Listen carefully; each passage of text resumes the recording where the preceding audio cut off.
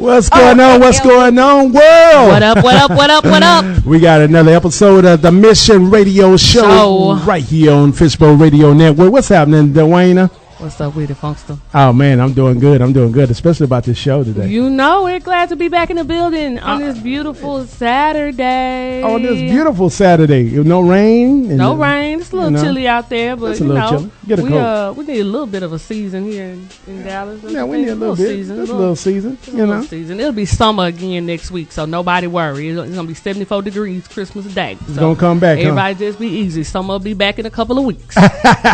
Already. And now we have also we got a special treat there, Dwayne. We got a special treat today because we got our favorite author in the building. Yep. Laynette McArthur. What's happening? Hello. Hey. Welcome. Thank you. With her book, I Chose to Live, very inspirational book. I'm telling y'all, man, you got to pick that up. You can go on Amazon. I know some of you guys have already requested via email and all this other stuff for a signature copy. Right. Yes. And Miss McArthur said that she will supply that. She will supply that demand. Mm-hmm. Yes. And also, we have Miss Tawana Bell in the building. Hello, everybody. Welcome. Thank you. Yes, it's her first time. She's a baby in this thing. Okay. It's okay. I'm excited to be here. We're excited to have you, for real. Yeah, we're going to get in, we're going to get to know you a little bit better, talk about your practice a little bit, and what you can offer our listeners and maybe some of the listeners who they know, some of their family members, Yes, sounds good. Yeah, we're going to do something ready. like that. Psychotherapist. Yes. She is a psychotherapist. Now, y'all, I said she's a counselor, but she is a psychotherapist. And there is a difference. There's a bit different. There's a big difference. We're going to talk about that bit different. Okay, can we do that? Okay, we can do that. Okay, cool. Right now, y'all, I know y'all done listened to 3 songs on the Mission Radio Show, but that's what we do. Bizzle. Come on. God over money. God over money. Right here on the Mission Radio Show on the Fishbowl Radio Network. There go. Lego. Yo, this is the Funkster of the hottest radio show right here on the Fishbowl Radio Network, The Mission. Check it out every Saturday from 5 p.m. to 7 p.m. Central Standard Time. We're jamming the hottest records and also addressing issues that concern you, helping the community one show at a time. You can also call in at 214-556-6239. Tell us what's going on in your hood, The Mission Radio Show on FishbowlRadioNetwork.com. Yeah. You know what? Cat just took my tongue. We back. What's happening? It's the host, your host, the Funkster on the Mission Radio Show on the Fishbowl Radio Network. And your girl D in the building. D is in the building. You know it. You know I wasn't going to overlook. Every week, baby. I can't overlook. D's doing real big things out here. You know what I'm saying? On the Mission Radio Show. We love her so much. Thank you. I love you too. I love being here. We love having you. I'll tell you right now. She's 2 weeks in, but she's doing a great job. Right. I'm telling you right now. I think it's about 3 weeks. It's 3 weeks. Nah, you missed a week. Month. You missed a week. Did I? Yeah, I'm gonna mark you off. You had some big clientele. You had to go ahead and take care of. Yeah, that's what happened. What happened. Yes, I'm an artist and an entrepreneur, so every once in a while, duty does in fact call me away from this particular situation, but she's always on time. We up in business. Just like God, so he's right. Always on time. Always on time. Always on time. And he's been on time with our guests. yes, my sister, Laynette McArthur is in the building. I'm so excited to see you. I'm excited to see you too and to be here as well. And guys, I know that y'all been asking if she's single and all that. Well, what's the answer? No, we ain't gonna do all that. You brought it up. You're not gonna put on blast. You're not gonna put on blast. Let's talk about the book. And then they also seen a little picture on the side corner, and they was asking, "Hey, I need a counselor in my life." Oh, so no. So I did say I was gonna address that, and I did, and that's all we're gonna get out of that situation right there. Consider it a dress, family. It's a dress. It's a dress, right? Don't nobody know what the address is. That's right. It's a dress. And also, my co-hosts.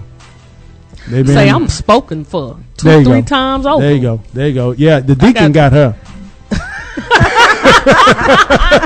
I I couldn't even say nothing. I was gonna say something real slick. That's all right. Yeah, she has old man issues. But all right, here we go. Laynette McArthur. Yes. How's life? It's absolutely wonderful. I have no complaints. No complaints. So No what you been complaints. up to since the last time you've been on the show? Since the last time I've been on the show, working, taking care of my son, who's now a teenager, 14. The genius. Doing different things with the book, meeting a lot of people, getting a lot of requests for autograph copies. Yes. So that's exciting. I've actually had to reorder. And for those who have actually gone to Amazon.com, and God is amazing because we've sold out twice now on Amazon.com. Great. Amazon.com has stocked up. So if you would like to get the book there, you can do that. But just, taking it one day at a time.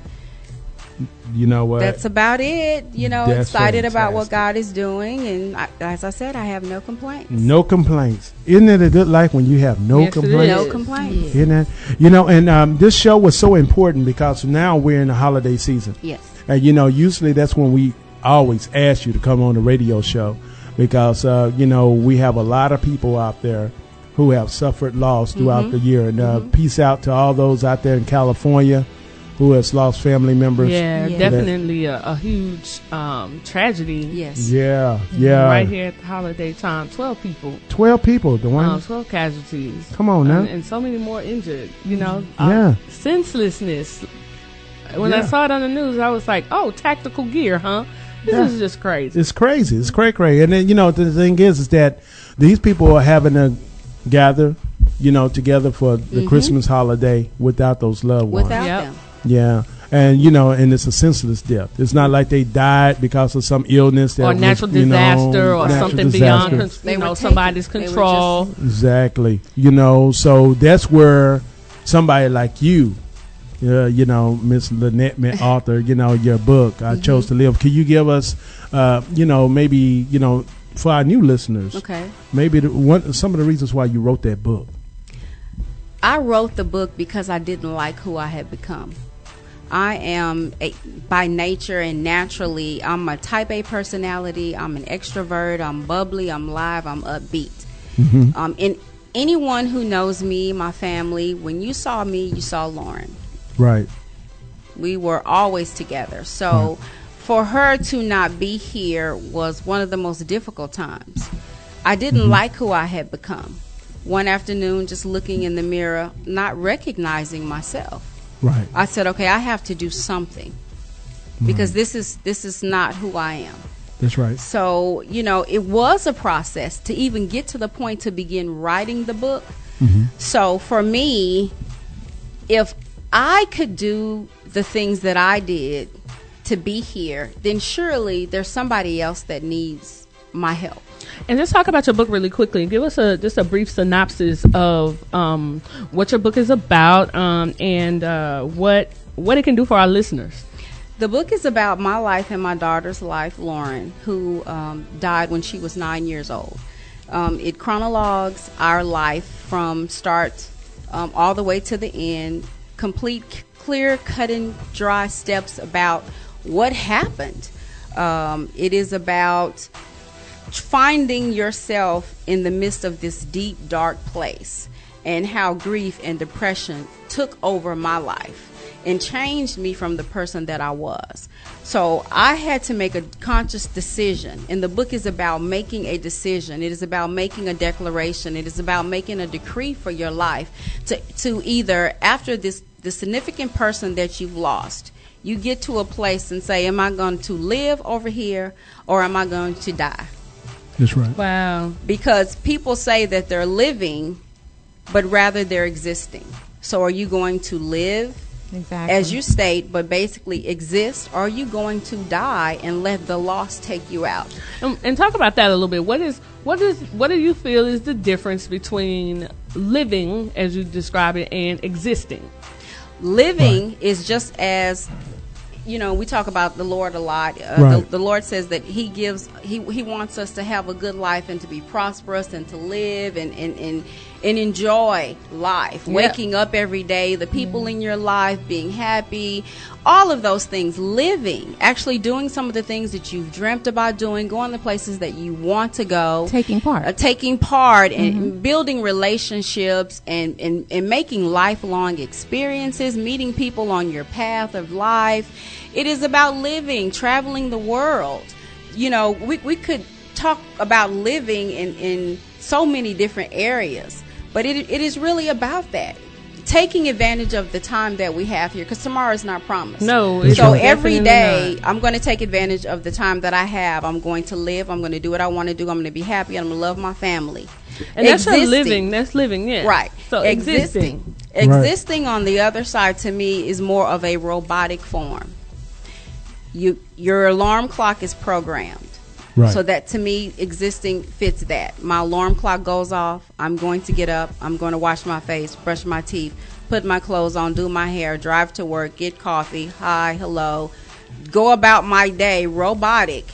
Going through the motions, and come home, and I'm just stuck. And I take a shower, lay down, and go to bed. That's it. Wow. Hey, I'd like to hear Miss Bell. I'd like to get your definition on that same question. I mean, living and existing, you know what I mean? Well, it's just like Laynette said. It's just a matter of taking a part of life, living life to the fullest, whatever that means for you. You know, whether that's spending time with family and friends, whether it's doing things you enjoy. You know, it's engaging. Right. It's not just the going through the motions. It's just you're just going through each motion, what you would do any day, every day, without even thinking. It's almost like when people are driving in a car. You ever drove in a car and you get where you're going, you don't even know how you got there? Right. You didn't even remember the journey because the journey didn't mean anything. That's right. You can do it in your sleep. That's right. But when you're living, you're thinking about things, you're embracing life, you're loving people, you're just enjoying being a part of it. Not that every moment is, wonderful, but even the painful times. Saying I'm going to embrace this pain because maybe this pain is getting me somewhere. Maybe this pain is something I need in order to grow to a particular place in my life. So that's an interesting thought. That's very interesting, and that's the reason why this radio broadcast is so important today, because we just started talking about the California thing, where people have lost their lives, and some of them they were living are now just purely existing because now they have a void in their life. And that's where this book, right? Yes. Miss McArthur, this is where the book come in and play, right? Yes. Is we correct? I mean, because that's where you were, right? That's where I was. You're just kind of wondering, not knowing, what do you do? What do I say? How do you feel when you've been in control? And a lot of times that's kind of what our life is like. Some things we can't control, but the things we can, we control. And when something comes in to break the cycle, you're just kind of left in oblivion, not knowing where to go, what to say, what to eat, how to feel. You're just stuck. Right. Grief and loss are two very difficult subjects to broach with people. And that's the reason why today was such an important broadcast. We needed you, Laynette, in we your need book, some people to choose to live. We need some people to really get away from what Dwayna was saying, you know what I'm saying, because all that, what she said is valid, but at the same time, how do we get over that? Yes. It's where we're at right now. You know what I'm saying? We can state the facts all we want, but right now is, we have a problem in America, and one of the biggest problems is mental illness, and that's the reason why things like this is happening. So your book, getting back to that, because this is important right now. Okay. How has that affected you by just releasing that in that book? It affected me a lot. Okay. You bottle so much up inside of you because it is a very intimate thing. When you lose someone, it's very intimate, to talk about it. You just, at times you don't. So you bottle it all up, and that can lead to other things. Right. So for me to release it, I actually had to go through a process. Like I said before when we were on the show, my mom wanted me to do counseling. Traditional counseling setting, you walk in a room, a lot of people in the room, the counselor comes in, write a word on the board, and who wants to share? And I told my mom at that point, this is not going to work for me. Exactly. I have to do this my way. Right. And doing it my way meant that I didn't accept a lot of the things. Right. I held it all in. It changed me. I went from being the lively, bubbly person that I was to being cold and hard, and even being told when people would embrace me that I was hard to the touch. I can believe it. Wow. I can believe it. Yeah. You're talking about the loss of a child. Yeah, Somebody your child. comes Yeah. from your body. Right. It's got to change you, not just mentally, but change you physically. It changes you Definitely. physically. Right. You see the change happening outside of your body. You feel it on the inside, and you have to get that out. Because if you don't, it's going to lead to something else. Because you're constantly looking for a fix to fill the void. What was the difficulty, though? What did you, looking at the situation now, where you've, kind of come out of it and been able to express yourself in such a wonderful way, what was keeping you from it? What do you feel like? What was keeping you from releasing what you felt about it? I know me personally, I don't want nobody feeling sorry for me. I don't really want to have the conversations, when I've experienced, loss. I lost my grandmother at the beginning of 2015 in January, and then 2 weeks later, my aunt. I didn't want to talk about it. I'm the type of person, I withdraw. I let me come holler at y'all when I feel better about it. What do you think was keeping you from releasing what you were bottling up, that emotion, that feeling, that anger, that frustration, whatever it was? What was keeping you from it? Because I didn't want to accept it. There you go. I didn't want to accept that That's common, right? Lauren So was not here. Because she's always been with me. Right. I didn't want to accept it. I didn't want to open up to allow people in. I didn't want to talk. I didn't want people looking at me. I didn't want people feeling sorry for me. Right. I didn't want anybody in. Gotcha. But, that's so common. During times of grief, people are having such a time just reaching that point of acceptance. Right. They think acceptance means that they have to be okay with what happened. But that's not really what it is. No, you don't have to be okay with it. Right. But you have to accept it. Exactly. Right. Whether you accept. Okay, number one. So we started at the beginning. We're talking about accepting it. Okay, yes, I accept the fact that Lauren was not here. We went through the motions. I saw her. I gave her a mouth to mouth. We went through all of those different things. The funeral, the wake, the funeral, and I'm left here. Okay, she's not here, so I have to accept it, whether I'm okay with it or not. Right. Exactly. I accepted it. I wasn't okay with it. Right. Exactly. And you never will be. And I never will be. However, Right. Through the entire process, and it took me 2 years Right. to decree and declare that I was going to choose my life and not die. So it took me 2. And I have on this amazing journey that, God spoke about this in 1998. So on this amazing journey, I have met people who are still grieving the loss of a child, a husband, and it's been some 30, 40, 50, 60 years. And they say, well, you don't look like what you've been through. And that was the identifying piece of it. Right. You're grieving, but you don't have to look like it. You don't have to look lowly and That's right. You're so sad. You have to make a declaration for your life. Accept it first and say, okay, this person is not here. Got it? I don't want to continue at this pace. So Right. I'm going to decree and declare that I'm going to live. And that means that I'm going to accept all of the hard pills that I have to swallow that's going to come along with it. Getting the final autopsy report in the mail. Okay? Taking 2 years before I picked out her headstone. And after 2 years, going to her gravesite and seeing it. Yeah. Right. It took me 2 years to go, but that was a hard pill that I knew was coming because I accepted that I was going to get through this. Right. Right. So each one of those little milestones, you get to a better place about it. Because within your acceptance is your healing. Within your acceptance it. is your healing. That's good. it. Within And your with- acceptance is Absolutely. your healing. And that's something that we need to take to heart, because there's a lot of acceptance that those folks in California and also all around the world are going to have to Yeah, accept. definitely. Is that it has happened, and that's the reason why I don't want to harp too much on the happening, Right. but Right. the aftermath of what we got to do now. It's in us healing. that remain. Right. It's us that we remain because Right. there's a lot of things that happens with that Exactly. process.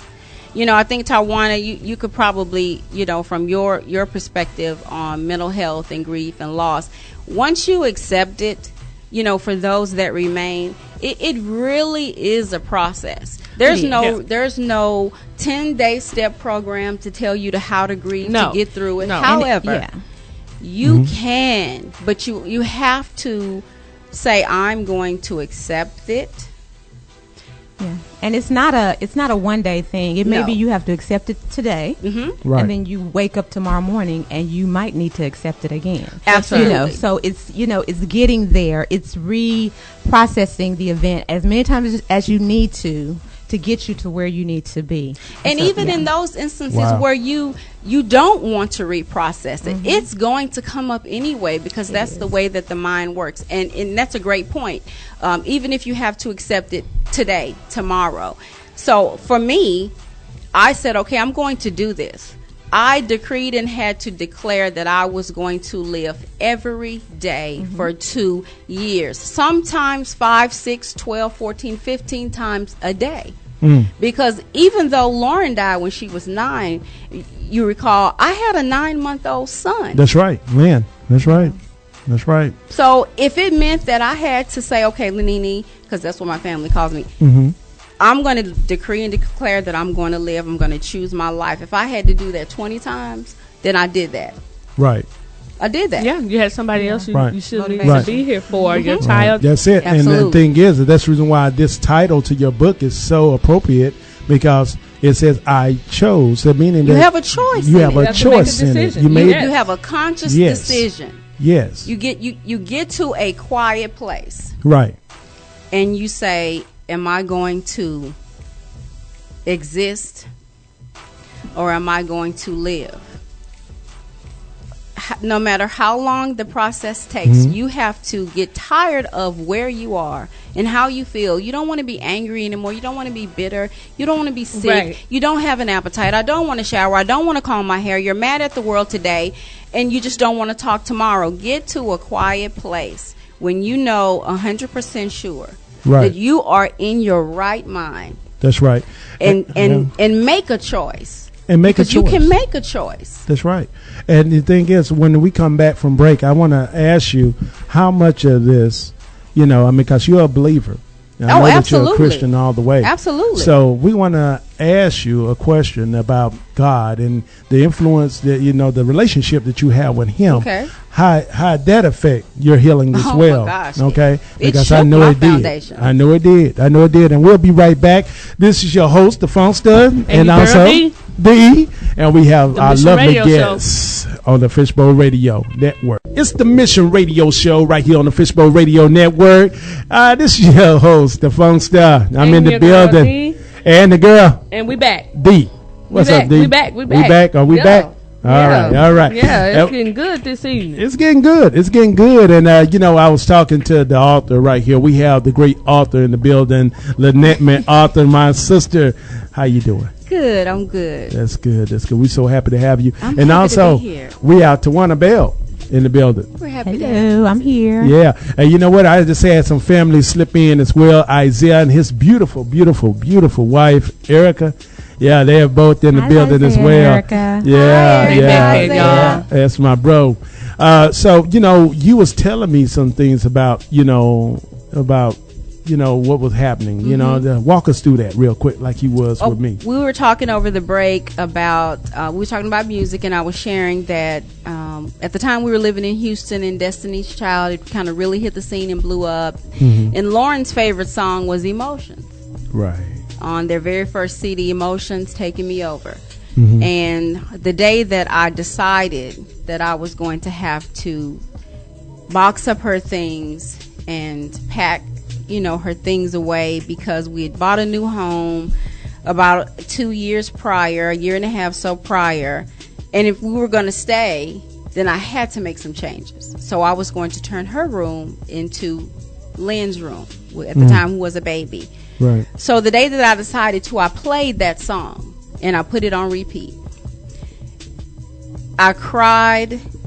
I would take her clothes and try to smell them, to smell her. I was angry. Wow. I was hurt. I couldn't barely breathe. But at the same time, it was therapy. It was something I knew that I had to do. I had to do. Shortly after she passed, my Aunt Catherine said to me, whatever you do, don't make her room a shrine or you'll never get past it. Right. And I remembered that. So for me to do that and to play that song on repeat, probably to someone else may sound crazy, you know, that you're constantly playing the same song over and over, knowing it was her favorite song and it's causing you pain, but at the same time, it was therapy. Right. It was helping me. I felt myself getting stronger, even though I felt still broken, because we're talking about months after. So I was utterly broken. Right. But at the same time, it gave me some strength. So there are a lot of different things that you go through. Right. That you have no idea that how am I going to do this? And you know what? It touched people like I would feel like it would touch someone like Dwayna. You know, she has a beautiful. I forget to mention. I failed to mention that she has a beautiful daughter in studio today. Yes. You know, and just looking over to my side and seeing that, and then hearing you talk. You know, I mean, I know that it affect people. Out there with kids. Oh, because you're talking about your child. You know, if we look at it from basically the natural perspective, right. Our parents have us. Right. We get older, they grow older. Mm-hmm. We become adults, they become senior citizens. Right. We already know that our parents are going to die. Right. It's what I call the natural cycle of life. Right. But when the natural cycle is broken, the way that we think, mm-hmm. then what do? Right. Because I never expected her to die. That's the last thing you think about when you're going along about your life. That's right. That's right. And Miss Bill, have you ever? I know that you have, and we're going to get more depth, next hour. But you've had people like Laynette come into your office. Oh yes, quite often. Quite often people come in. They've either lost loved ones in general, spouses, but children as well. Yeah. Yeah. So what is it's the unexpected passing? Mm-hmm. That because like Laynette is saying, we expect people who we've gone through an illness with, we expect that there's a possibility they may pass away. You know, if you've been dealing with someone who's been ill for the past year or two, then there's always that expectation that could happen. Or someone who's older. We expect those kinds of things, as my grandmother's 95 and God, it's a blessing, to have her here, but she is 95. Wow. So, she's had a good long life. She's had a good long life, and that's how we see things. Right. And hopefully she has some life left in her now. I'm not trying to get rid of her. We want to keep Granny here as long as we can. Yes, we do. I'd like her to see 100. But my point is that it's not unexpected when older people pass away. But our children, and it's almost like a grenade goes off in our life at that moment. Man. Just an unexpected, leaves not just, we call it a void or a hole. I think that's just a nice calm way of saying it. It's just, it explodes in everything. It shakes the foundation of everything for us to go through something like that. And that's what happened to you, huh? It did. I have been raised in the church. Mm-hmm. I know God. In 2000, I knew God. I still know him. Right.